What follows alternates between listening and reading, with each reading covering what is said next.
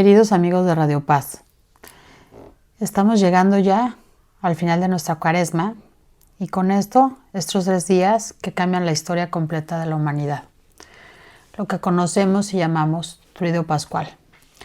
Durante estos tres días que vamos a estar aquí compartiendo con ustedes, voy a tratar de explicarles en qué se compone el Tríodo Pascual, qué es lo que pasa durante estos 3 días, desde distintos puntos de vista, porque creo que es importante que lo vivamos y que entendamos qué es lo que vamos a vivir. Vamos a empezar hoy con el Jueves Santo. Y yo llamaría al Jueves Santo como este lugar donde el amor se entrega. El Jueves Santo, y así apréndetelo, es este lugar donde el amor se entrega. El Tríodo comienza con una escena profundamente humana. Una mesa, un grupo de amigos, un maestro que sabe que va a morir. Pero para comprender realmente esta escena, debemos imaginarnos ese Jerusalén que está en la fiesta de la Pascua. La ciudad, imagínate, está llena de peregrinos. Y como el historiador judío nos dice, Flavio Josefo, nos cuenta que Jerusalén podría en ese momento su población multiplicarse hasta por 2, 3, 4 veces de lo que normalmente la gente llegaba ahí. Esta fiesta de la Pascua era tan importante que todo el mundo, de todo lo que se conoce como Tierra Santa, llegaban a Jerusalén. Familias de toda Judea, de Galilea, de la diáspora judía, llegaban para celebrar la liberación de Israel. Las calles estaban llenas de cánticos, en el templo se sacrificaban miles de corderos pascuales. Y en medio de ese ambiente religioso y festivo, Jesús celebraba una cena con sus discípulos. Una cena aparentemente sencilla, pero la cena que cambiaría para todos nosotros la historia de la humanidad. Jesús no se va a despedir con discursos. Jesús se despide siempre dándose a sí mismo. Por eso, en el Jueves Santo nos vamos a encontrar que hay 3 regalos. El regalo de la Eucaristía, el regalo del sacerdocio y el regalo del mandamiento del amor.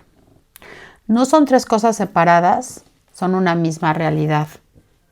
La Eucaristía es el amor, el sacerdocio es el servicio de ese amor y el mandamiento es vivir en ese amor. Como San Juan Pablo II escribió, en el cenáculo nació la Iglesia Eucarística. Y Benedicto XVI nos lo explicaba de una manera muy linda. En la última cena, Jesús anticipa sacramentalmente el sacrificio de la cruz. Esto es algo muy profundo porque piénsalo. Antes de morir en el Calvario, Jesús ya había entregado su vida sacramentalmente. Jesús en ese momento de la cena, ahí es donde verdaderamente entrega su vida sacramentalmente y por eso nosotros hoy podemos, cada vez que vamos a la Eucaristía, encontrarlo. Para comprender mejor todo lo que ocurre durante esta noche de jueves, debemos de detenernos en el lugar donde sucede todo. Es un lugar que para los cristianos se convierte en uno de los espacios más sagrados de la historia. Es el lugar donde nace la Eucaristía. Ese lugar se llama el cenáculo. Para comprender esto, entendamos que cenáculo viene de la palabra latín que significa cenaculum y esto significa sala del piso superior. Este lugar existe todavía hoy en día, está en Jerusalén y es una habitación que está en la parte alta de una casa ahí en Jerusalén. Los evangelios nos cuentan que Jesús envió a Pedro y a Juan con instrucciones muy precisas y les dijo, van a encontrar a un hombre con un cántaro de agua. Esta instrucción tan precisa es importante que la señalemos porque esto era algo muy inusual. Normalmente las mujeres eran las que llevaban los cántaros. Por eso, ese signo era fácil de reconocer. Y así les dice, este hombre los va a guiar hasta la casa donde estaba preparada la sala. Los evangelios dicen que les mostrará una sala grande en el piso superior ya preparada. Muchos estudiosos creen que esta casa podía permanecer probablemente a la familia de Marcos el evangelista. La tradición cristiana posterior también relaciona este lugar con donde, y todos lo podemos recordar y saber, ahí está, donde se le apareció Jesús resucitado a los apóstoles, donde se pudo haber llevado a cabo el Pentecostés, donde se reunían los apóstoles antes de que viniera el Espíritu Santo. Por eso este cenáculo es considerado uno de los lugares más sagrados del cristianismo. San Cirilo de Jerusalén nos decía: desde este lugar el Señor entregó a los discípulos los misterios de la nueva alianza. Imagínense qué poderoso, imagínense este lugar, qué fuerza tiene. Pero para entender realmente lo que ocurre en esta habitación, vámonos a algo y vamos a mirar algo mucho más profundo. Porque la última cena no es una comida cualquiera, no era una comida como la que tenían normalmente. No, esta era su cena pascual. Y para un judío del siglo I, la Pascua era el corazón verdaderamente de su fe. Hablemos un poquito de qué es la Pascua judía, porque muchos de nosotros no lo sabemos o no lo entendemos, y creo que es importante que sepamos qué es lo que Jesús estaba haciendo en ese momento, junto con las miles de personas que habían llegado a Jerusalén para celebrar esta Pascua judía. La Pascua era la fiesta más importante de Israel, y sigue siendo para los judíos. Recordaba el momento en el que Dios liberó al pueblo de la esclavitud de Egipto. En el libro del Éxodo se describe cómo Dios le ordena a los israelitas a sacrificar un cordero y a marcar sus puertas con sangre. Acuérdense que esa es la noche donde pasa el ángel de la muerte y pasaba de largo sobre las casas que estaban marcadas con la sangre del cordero. Por eso la palabra Pascua viene de la palabra hebrea Pesaj, que significa paso. Es el paso de la esclavitud a la libertad. Cada año los judíos, hasta hoy en día, celebran esta liberación con su cena ritual llamada el Seder de Pascua. Y eso es lo que Jesús estaba en ese momento con sus discípulos haciendo. Durante esta cena se comen alimentos simbólicos. Pan sin levadura, porque así se recuerda la prisa que tenían todos de salir de Egipto. Hierbas amargas, recordando lo que era en sí la esclavitud. Y el cordero pascual, recordando el sacrificio. El padre de familia es el que dirige la celebración. Se lee la historia del Éxodo y significa su significado. Y siempre en las familias, el menor que está ahí, que es el hijo menor, o el niño más chico que está ahí, él tiene que hacer esta pregunta y decir, ¿por qué esta noche es diferente a los demás? Y entonces el papá, narrando la historia de la liberación, le responde, porque le cuenta todo lo que pasa el pueblo israelita para salir de ese momento de esclavitud en Egipto. Pero esa noche Jesús hace algo completamente distinto y sorprendente. Jesús no solamente nos va a hablar del pasado ahí. Jesús dice, y es la primera vez que lo escuchamos, este es mi cuerpo y esta es mi sangre. Jesús, así, transforma la Pascua judía en la Pascua definitiva. Ya no va a ser el cordero del templo el que se va a sacrificar. Él mismo, Jesús mismo, será el cordero. Por eso San Pablo lo dice claramente en la primera carta a los Corintios. Cristo, nuestra Pascua, ha sido inmolado. Y te lo vuelvo a repetir. Cristo, nuestra Pascua, ha sido inmolado. Pero hay otro detalle profundamente humano que pasa en esta cena. Jesús, como te decía, no está él solo o con uno o dos amigos. Jesús está rodeado por 12 hombres que lo han seguido durante los últimos 3 años. Cada uno, como tú y como yo, con su historia, con su carácter, y uno de ellos es el que lo va a traicionar. Pero antes de que te cuente de cada uno de estos discípulos, me gustaría darte otro detalle importante que ocurre en las cenas de la Pascua judía y cómo se relaciona con la Eucaristía que hoy nosotros celebramos. En la Pascua judía hay un tema que se llama las 4 copas. Y para de verdad es que entender y comprender aún más profundamente lo que ocurre en la última cena, es importante que conozcamos este elemento central de la cena pascual judía. Durante el Seder de la Pascua, los judíos bebían de 4 copas de vino. Estas 4 copas no eran simplemente parte de la comida. Cada una representa una promesa de liberación que Dios le hizo a Israel en el libro del Éxodo. Y así les dice, yo los sacaré de la opresión de Egipto. yo los liberaré de su esclavitud, yo los redimiré con brazo extendido, yo los tomaré como mi pueblo. Cada una de estas promesas correspondían a una copa de vino en la cena pascual, por eso son 4. La primera copa, que es la santificación, yo los sacaré de la opresión de Egipto, significa esa santificación. La primera copa se bebía al inicio de la cena, era llamada la copa de la santificación. Con ella comenzaba formalmente esta celebración. El padre de familia pronunciaba una bendición y recordaba que Dios había elegido a Israel como su pueblo. La segunda copa, que podría referirse también a la promesa de yo los liberaré de la esclavitud, es la copa de la proclamación. El padre de familia, después de narrar la historia del Éxodo, bebía la segunda copa. Esta es la copa de la proclamación, de la liberación. Es el momento en el que el papá le explicaba a sus hijos el significado verdadero de la Pascua. Por eso, ahí es donde el hijo menor preguntaba, ¿por qué esta noche es diferente de todas las demás? Y el padre le respondía contándole toda la historia de la liberación. La tercera copa, que acuérdense que hay 4 promesas, la tercera promesa es yo lo redimiré con mi brazo extendido. Bueno, la tercera copa es la copa de la bendición. Esta es la copa que se bebía después de la comida, copa de la bendición. Y aquí encontramos un detalle verdaderamente extraordinario. San Pablo nos cuenta en la primera carta a los Corintios que se refiere exactamente a la Eucaristía usando precisamente esa expresión. Y nos dice así: el cáliz de bendición que bendecimos no es comunión con la sangre de Cristo. Por eso muchos estudiosos creen que esta tercera copa es la que Jesús utilizó para instituir la Eucaristía.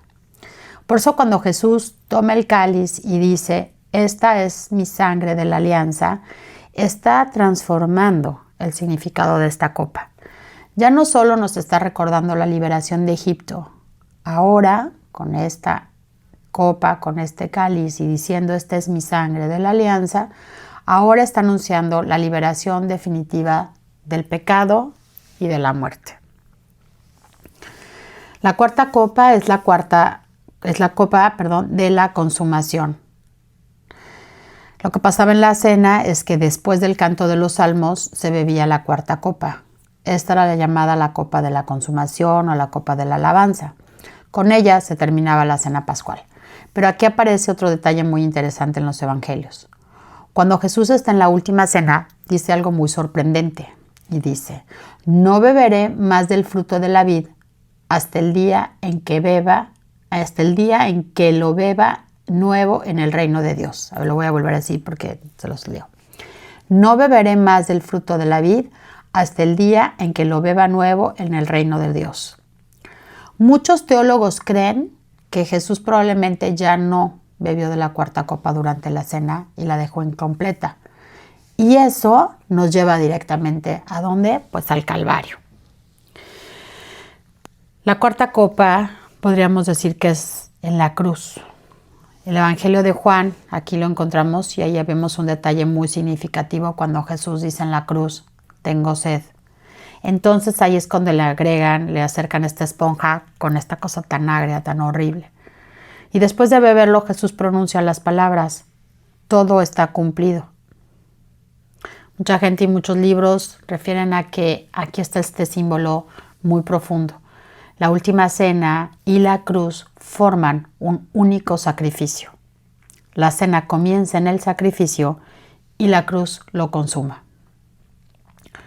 El Papa Benedicto XVI reflexionó profundamente sobre esto en su libro Jesús de Nazaret y los invito a que lo lean porque es un libro, la verdad, increíble.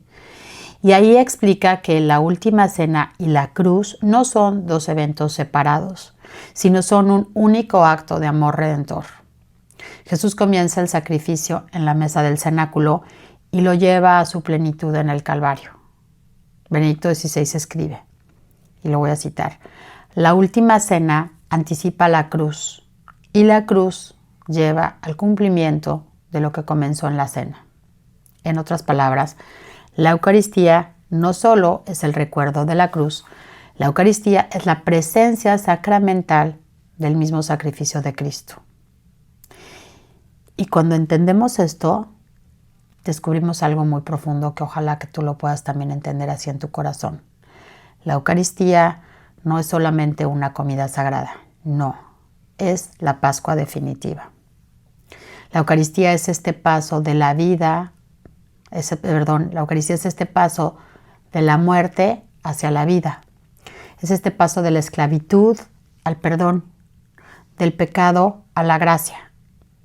Por eso la Iglesia celebra la misa como el memorial de la Pascua del Señor. Cada vez que participamos en la Eucaristía, entramos en ese misterio. El mismo misterio que comenzó ahí en el cenáculo y que se consumó en la cruz. Espero que este contexto de la Pascua judía te haya hecho sentido, y si no lo conocías, ahora ya lo sabes. Y que el significado profundo de la última cena, pues lo veas de otra manera. Pero para verlo así, vámonos a regresar otra vez a esta habitación del cenáculo. Porque en esta mesa, como te conté, no solo estaba Jesús, estaban también sus amigos, sus discípulos, con los que había pasado ya un montón de tiempo. Es interesante que te cuente que los evangelios que se refieren al Jueves Santo tienen unas diferencias bien importantes. Porque, fíjate, cuando leemos los evangelios, descubrimos que cada uno de ellos narra el Jueves Santo de una manera distinta. Y eso no quiere decir que se contradicen, sino porque lo que quiere decir es que cada evangelista quiere resaltar un aspecto particular del misterio de Cristo. La Iglesia siempre nos ha enseñado que los 4 evangelios son 4 miradas complementarias sobre el mismo acontecimiento. San Irineo de León, en el siglo II, lo explicaba con una imagen muy hermosa que ojalá que te haga sentido.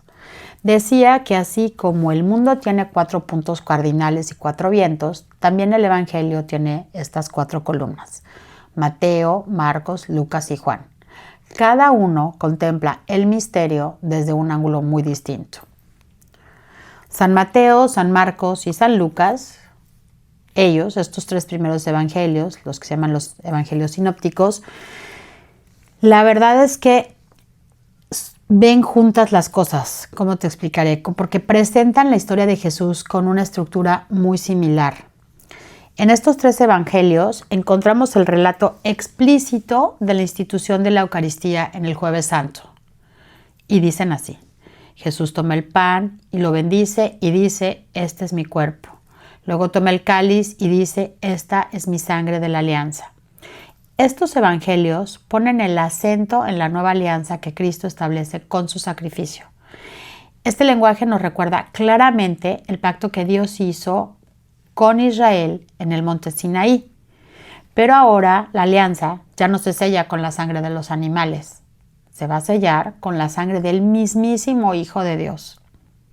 Así San León Magno nos explicaba: en la mesa del Señor comienza el sacrificio que, como te decía, se consumará en la cruz. En cambio, el Evangelio de San Juan tiene una manera de verlo distinta. Cuando leemos el Evangelio de San Juan encontramos algo sorprendente. Juan no va a narrar la institución de la Eucaristía. En lugar de eso, él dedica varios capítulos para describir el lavatorio de los pies y el discurso con el que Jesús se va a despedir. ¿Por qué hace esto?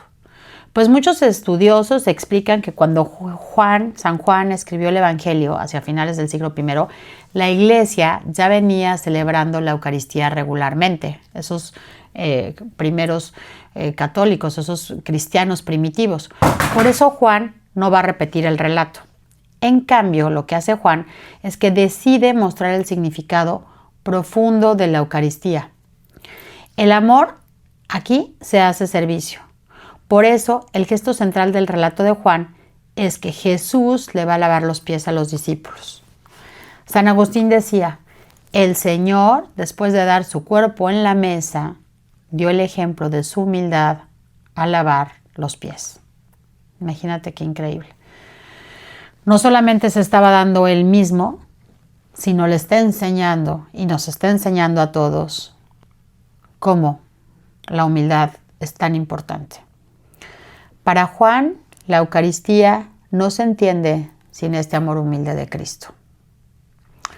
Otra diferencia importante y muy interesante es el momento de la Pascua. Los evangelios de Marcos, como te decía, los evangelios sinópticos de Marcos, Mateos y Lucas, que se llaman los evangelios sinópticos, presentan la última cena como una cena pascual judía. Pero el evangelio de Juan sugiere que Jesús muere justo en el momento en que los corderos pascuales eran sacrificados en el templo. Esto tiene un profundo significado. Juan nos quiere mostrar que Jesús es el verdadero Cordero de Dios. El mismo que Juan Bautista ya había señalado al inicio del Evangelio diciendo, este es el Cordero de Dios que quita el pecado del mundo. Así, cuando Jesús muere en la cruz, se cumple esta imagen del Cordero Pascual. San Crisóstomo nos decía, el Cordero antiguo era una figura, una representación. Cristo es la realidad. Por eso la Iglesia nunca ha visto estas diferencias como contradicciones, al contrario. Estos evangelios los ha visto como una riqueza teológica extraordinaria, porque así como los evangelios sinópticos nos muestran el sacramento, Juan nos muestra el amor que ese sacramento realmente significa. Los evangelios sinópticos nos muestran el pan y el vino transformados y Juan nos muestra las manos del Maestro inclinadas para servir. Y juntos nos enseñan que la Eucaristía no es solamente un rito, sino es una forma de vida. Espero que después de haber comprendido cómo los evangelios nos narran este momento desde perspectivas distintas, estés listo para que volvamos ahora sí a esta escena del cenáculo. Porque como te venía diciendo, en esta mesa no solamente estaba Jesús, estaban los 12 hombres que él escogió, que él eligió para continuar su misión. Y cada uno de ellos llevaba consigo una historia distinta, como tú y como yo, distintas vidas, distintos momentos, distintas historias. ¿Quiénes son los participantes en esta última cena? Los evangelios siempre nos dicen que estaban presentes los 12 apóstoles. Jesús había elegido a estos hombres después de una noche de oración en el monte, como nos hace el relato en el Evangelio de San Lucas. Ellos no eran personas ni poderosas, ni influyentes, ni eran sacerdotes del templo, ni eran los más sabios de Jerusalén. Eran hombres sencillos, como tú y como yo. Y sin embargo, sobre ellos se apoyaría la misión completa de llevar el Evangelio al mundo entero. Los evangelios nos transmiten los nombres y nos explican cuáles son los nombres de los 12 apóstoles. Vamos a ellos. Vamos a ver quién estaba en esta cena. Simón, llamado después Pedro, que era un pescador de Galilea, a quien Jesús lo llamó la roca sobre la cual edificaré mi iglesia. Andrés, el hermano de Pedro, quien había sido discípulo de San Juan el Bautista y fue el primero en reconocer a Jesús como el Mesías. Santiago, el hijo de Zebedeo, uno de los discípulos más cercanos a Jesús y que quería ser el primer apóstol en morir mártir. Juan, el hermano de Santiago, el discípulo amado, quien más tarde escribiría el cuarto evangelio. Felipe, que él era natural y de este pueblo que se llama Betsaida, quien llevó a Natanael también para Jesús. Bartolomé, que es identificado por algunos como Natanael, conocido por su sinceridad cuando dijo, de Nazaret no puede salir nada bueno. Mateo, también llamado Leví, que era el antiguo recaudador de impuestos, cuya conversión nos muestra la fuerza de la misericordia de Dios. Tomás, que todos lo conocemos por su incredulidad cuando inicia la resurrección, pero también por su profunda confesión de fe cuando dice, Señor mío y Dios mío. Cuando estés en la iglesia y digas, Señor mío y Dios mío, acuérdate que eso también lo dijo Santo Tomás, ese mismo que tuvo que meter sus dedos en las llagas de Jesús. Él también hace esta profunda confesión de fe, Señor mío y Dios mío. El otro apóstol es Santiago el Menor. Él era probablemente líder en una comunidad cristiana de Jerusalén. También estaba Judas Tadeo, a quien la tradición le atribuye la predicación del Evangelio en tierras muy lejanas. Simón, el celote, que probablemente estaba relacionado con este movimiento judío que aspiraba a la liberación política de Israel. Y por supuesto, también estaba Judas Iscariote, el apóstol que traiciona a Jesús. El Evangelio de Juan dice algo profundamente dramático. Y era de noche. San Agustín nos comenta, no solo era de noche afuera, también era de noche en el corazón de Judas. Es importante comprender algo profundamente humano de esta escena. En esa mesa no estaba sentado ningún hombre perfecto, más que Cristo, claramente, pero Cristo 100% hombre, 100% Dios. Cristo es el único hombre perfecto. En esa mesa los amigos de Jesús, los que Jesús había elegido para que llevaran su voz por todo el mundo, ahí había pescadores, recaudadores de impuestos, un muy nacionalista, un hombre que dudaba y por supuesto también había un traidor. Y aún así, Jesús, conociéndolo todo, Él es el que ofrece el pan. Jesús les ofrece el mismo pan. Esto revela algo extraordinario sobre el corazón de Dios. Jesús comparte su mesa incluso con quien ya sabe que lo va a traicionar. Y eso que te dice a ti y a mí. San Juan Crisóstomo decía, el Señor ofreció su cuerpo incluso a Judas para mostrarnos hasta dónde llega la paciencia de Dios. La última cena es, por tanto, una escena profundamente humana. En la mesa donde se sientan juntos la fidelidad y la debilidad, la fe y la duda, el amor y la traición. Y sin embargo, en medio de todo esto y conociendo lo que cada uno tiene en su corazón, y lo que tú y yo tenemos en nuestro corazón hoy también, Cristo decidió entregar su vida. Porque lo que ocurrió esa noche no se quedó en ese recuerdo, no es nada más un momento histórico, no. La Iglesia desde sus primeros siglos entendió que estos acontecimientos, todo esto que pasó esa noche, eso era el corazón mismo de la fe cristiana. Por eso los primeros cristianos empezaron a celebrar con enorme solemnidad estos días. Los primeros cristianos, ¿cómo lo empezaron a vivir? Y aquí es importante porque estábamos empezando este programa hablando de que íbamos a hablar estos días sobre el Triduo Pascual. Bueno, pues ¿cómo nace? En la iglesia primitiva, ahí nace. Los primeros cristianos vivían estos 3 días con profunda intensidad, con enorme intensidad, y por eso llegó a ser el Triduo, que no es una ceremonia aislada, sino es una ceremonia que comienza el jueves y termina el sábado. San Atanasio escribió, celebramos estos días santos porque en ellos se realizó la salvación del mundo. En Jerusalén, en el siglo IV, había una peregrina que se llamaba Egeria, describía cómo se celebraba y nos decía así es como es el Triduo.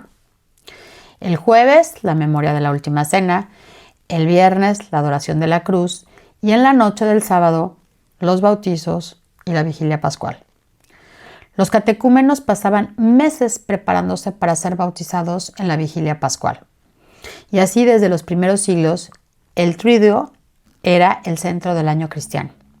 Por eso San Ambrosio también decía, estos días contienen el misterio completo de nuestra redención. Y en el centro de ese misterio hay un momento absolutamente decisivo. El momento en el que Jesús toma el pan y pronuncia unas palabras que cambiarían la historia completa de la humanidad. Sí, ¿qué hace Jesús aquí en este Jueves Santo? Jesús instituye la Eucaristía. Jesús toma el pan y dice Eucaristía, que significa acción de gracias. Este gesto tiene unas raíces muy profundas en la tradición judía. Los judíos bendecían el pan diciendo, bendito seas, Señor, Dios del universo, por este pan, fruto de la tierra. Pero Jesús añade algo totalmente nuevo y dice, esto es mi cuerpo. El pan deja de ser solo pan. La iglesia cree que desde el inicio ocurre una transformación real.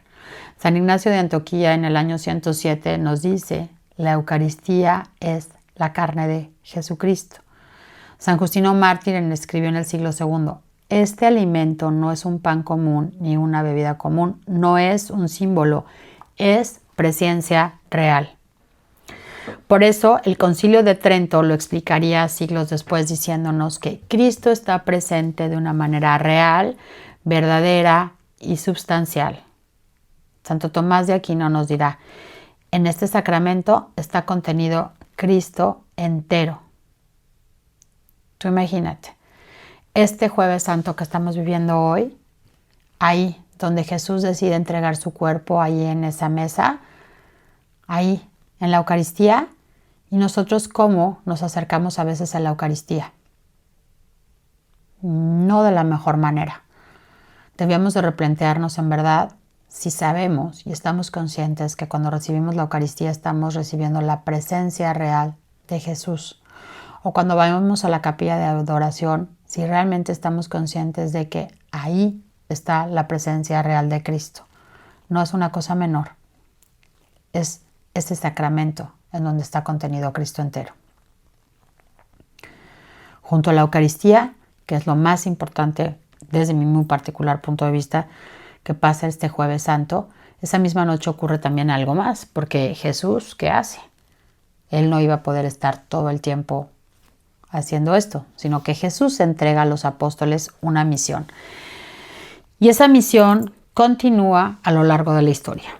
¿Cuál es esa misión? Esa misión es la misión del sacerdocio.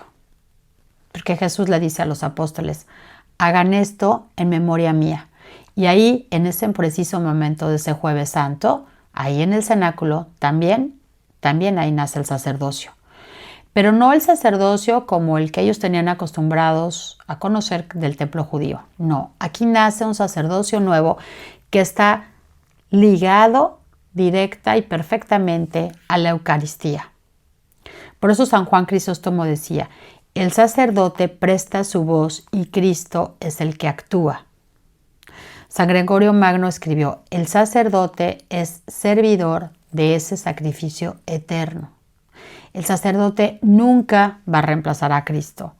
Es Cristo el que actúa a través de él. In persona Christi, por eso se dice así. Pero el Evangelio de Juan nos revela algo mucho más sorprendente. Un gesto que resume todo el mensaje del cristianismo. Y este es el lavatorio de los pies. El Evangelio de Juan no nomás nos narra, o sea, más bien, no narra la institución de la Eucaristía. Él narra algo, pues, que pudiera parecer desconcertante. Jesús le lava los pies a sus discípulos, a sus amigos. Imagínense nada más cómo estaban los pies de estos hombres después de que habían caminado, ido, bueno. Ese era un trabajo prácticamente para esclavos. Ni lo volteabas a ver el que te estaba lavando los pies. En el mundo antiguo las personas pues caminaban sí con sandalias, pero los caminos eran verdaderamente polvorientos. Y cuando llegaban a su casa había un sirviente que le lavaba los pies a los invitados. Pero ahí en el cenáculo ocurre algo verdaderamente sorprendente. Jesús es el que se levanta de la mesa, se quita su manto, toma una toalla y comienza a lavar los pies de cada uno de sus discípulos. Por eso hoy que vayas al Jueves Santo a tu iglesia, al Triduo Pascual, al inicio del Triduo Pascual en este jueves, te vas a encontrar que el sacerdote, haciendo esta memoria de Cristo, le lava los pies a estas 12 personas que se escogen de la comunidad que representan a los apóstoles. San Agustín explica, el que creó los pies se inclina para lavarlos. Imagínate nada más. Pedro se resiste, no quiere que Jesús le lave los pies. ¿Pero qué le dice Jesús? Si no te lavo, no tendrás parte en el reino conmigo. No. Y aquí entendemos el cristianismo. Dios de ninguna forma nos quiere dominar. Dios nos está sirviendo todo el tiempo, nos quiere cerca de Él. Ve lo que hace por nosotros, todo el tiempo está dándose a nosotros. La verdad es que es increíble pensar a ese Cristo ahí hincado, lavándole los pies con tanto amor a cada uno de sus discípulos. Ponte a pensar cuántas veces Cristo hace eso contigo. Te recoge de lo más profundo y limpia lo más sucio que tú y yo tenemos. Y lo hace con amor. Y lo hace así, porque tiene su corazón tan hermoso, tan grande, que nada más quiere estar cerca de ti, cerca de mí, y sin ninguna otra intención más que tú sientas su amor. Y tú puedas entender, como Él lo dice, que Él no te viene a dominar, que Él te está aquí para abrirte ese corazón, para abrirte todo el amor que Él tiene para ti. En este Jueves Santo se ha hablado mucho de Él y por supuesto a nosotros siempre nos gusta aquí hablar de qué dicen los padres de la Iglesia en relación a lo que platicamos porque es importante. San Ambrosio nos enseña que reconoce en el pan lo que está colgado de la cruz. Y San Cirilo de Jerusalén nos dice, no lo consideres a la Eucaristía como un pan ordinario, porque ese es el cuerpo del Señor. No lo consideres un pan ordinario, ese es el cuerpo del Señor. Yo te invito a que pienses cuántas veces hemos llegado a recibir la Eucaristía y no hacemos la conciencia de lo que estamos recibiendo es el cuerpo de Cristo. De verdad, piénsalo. Vamos, hacemos la fila, estamos saludando a todo el mundo, volteamos para un lado, para el otro, recibimos el cuerpo de Cristo. Con prisa o sin prisa vamos, nos sentamos, nos arrodillamos probablemente un momento pensando a lo mejor todo menos que acabamos de recibir el cuerpo del Señor. Es bien importante que hoy lo pienses, que hoy lo entiendas, porque en ese Jueves Santo, en ese lugar, cuando Cristo parte ese pan, dice, este es mi cuerpo, no dice este es este pan. O cuando partan un pan, imagínense que soy yo, no dice eso, dice este es mi cuerpo. Y por eso deja que los discípulos vean lo que está pasando y les dice, hagan esto mismo, en memoria mía. No es un juego que hablemos de la Eucaristía como presencia real. Acuérdense que el año pasado, o cuando fue, sí, fuimos al Congreso Eucarístico, fuimos con ustedes, los llevamos y eso que pasó ahí fue algo muy, muy especial. Pero que no se nos quede ahí en el Congreso Eucarístico. Esa Eucaristía se queda y está esperándote en tu iglesia. Está esperándote en la capilla de adoración o está esperándote en tu iglesia. Ahí donde veas la lamparita roja, ahí está Jesús esperándote. Jesús vivo, Jesús real. La verdad es que tenemos que ver que la Eucaristía para nosotros, así como los padres de la Iglesia nos lo cuentan, era su medicina, su vida, su unidad.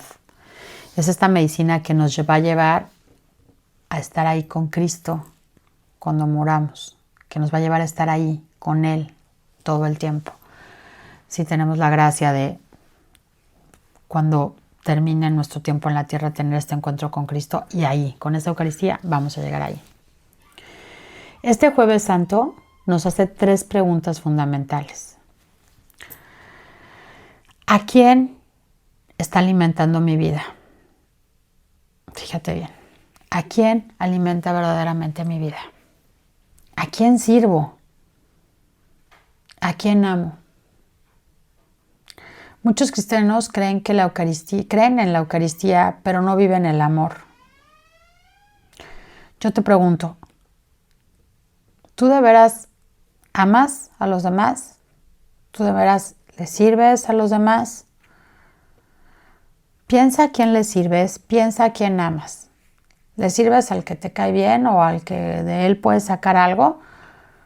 ¿Amas a los que te aman a ti, a los que no te dan problemas? ¿O de veras sirves al que Dios te ponga enfrente? ¿Amas al que más trabajo te cuesta? Porque si no, no estamos viviendo verdaderamente en la Eucaristía. Si no amamos a nuestro hermano, como nos dice San Juan, no podemos amar a Dios. La Eucaristía nos exige sobre todo coherencia. Y es lo que más trabajo nos cuesta muchas veces. Acuérdate, si no amas a tu hermano no podemos amar a Dios. ¿Qué es lo que hizo Cristo ahí ese Jueves Santo? Se entregó por amor a nosotros, sabiendo que estaban todos en esa mesa y también su traidor. Sabía perfectamente lo que iba a pasar ahí. Y por eso es tan importante que este Jueves Santo recordemos todo lo que pasó ese jueves. Todo lo que pasó. Ese jueves pasó completito, así. Tum, tum, tum, pasito por pasito fue pasando. Hasta la traición tremenda, saliendo de ahí del cenáculo, yéndose Cristo al Monte de los Olivos después y diciéndoles, no se duerman, quédense un ratito conmigo, y se duermen. Nosotros también nos dormimos. Y luego vienen y le dan ese beso de la traición tan tremenda. Y Jesús ya sabía, ya lo sabía. Pero ¿qué pasa con Jesús antes? Jesús tiene sus ojos puestos en el cielo y su confianza plena puesto ahí y su obediencia también. ¿Qué hizo Jesús? ¿Qué hizo? Dijo, ojalá que no pase, pero que se haga lo que tú quieras, Dios. Que se cumpla tu voluntad. Ese Jesús tan increíble, tan perfecto que les había enseñado a sus discípulos, pues durante sus momentos antes, cómo les enseñó a rezar el Padre Nuestro, ¿no? Hágase tu voluntad en el cielo como en la tierra. Ahora Él estaba ahí en primera persona diciéndole, hágase tu voluntad. Y desde un lugar muy humano diciendo, si puedes que pase de mí este cáliz, si no, que se haga tu voluntad. Ese Cristo es ese Cristo que también ya horas antes había celebrado la Pascua. Horas antes había hecho este partido del pan, es decir, este pan es mi cuerpo, este vino es mi sangre. Hagan esto en memoria mía. Él sabía lo que iba a pasar. Y fue así, como este cordero blanco a entregarse a su sacrificio. No se echó para atrás, no se fue corriendo, no se fue a otro lugar. No. Jesús se entregó completito por nosotros. Completito por nosotros. Jesús ya sabía que iba a ser traicionado el Jueves Santo. También ya sabía que lo iban a abandonar. Y aún así, y con todo y todo, decidió quedarse con nosotros para siempre a través de la Eucaristía. Hasta hoy está con nosotros y hasta mañana va a estar con nosotros ahí presente en la Eucaristía. San Juan Pablo II escribe, la Iglesia vive de la Eucaristía, porque en ella encontramos el corazón del cristiano, porque en ella encontramos el corazón del cristianismo, un Dios que no se guarda nada, un Dios que se entrega completo, que se entregó tan completo que nos entregó a su Hijo en esa muerte de cruz. Así que yo te invito que hoy que estamos iniciando este Triduo Pascual, piensa muy bien qué está pasando este jueves. No es solamente que vas a ir a tu iglesia y vas a escuchar el Evangelio y vas a escuchar otro Evangelio y entonces vas a ver cómo el sacerdote hace el lavado de los pies y entonces te vas a recordar también cómo se hace la institución del sacerdocio, del sacramento del sacerdocio y claro, la institución de la Eucaristía. No se termina hoy por la noche eso. Gracias a ese Jueves Santo tenemos la Eucaristía. Gracias a ese Jueves Santo donde Jesús va y le lava los pies a cada uno de sus discípulos, tú y yo tenemos esa obligación, pero con amor de la humildad, para que nuestro corazón verdaderamente se transforme en humildad y en amor hacia los demás, para que verdaderamente como Cristo podamos servir a los demás. De nada sirve recibir a Cristo en la Eucaristía, su verdadero cuerpo, su verdadera sangre y que nuestra vida no se transforme completamente. Cada Eucaristía que recibimos sería como para que estuviéramos transformados total y completamente. Y la mayoría de las veces lo desperdiciamos y salimos igualitos que como entramos, o hasta a veces peor. Esto no se trata de sentirnos regañados ni mucho menos, pero de verdad de saber que Cristo decidió quedarse con nosotros por algo.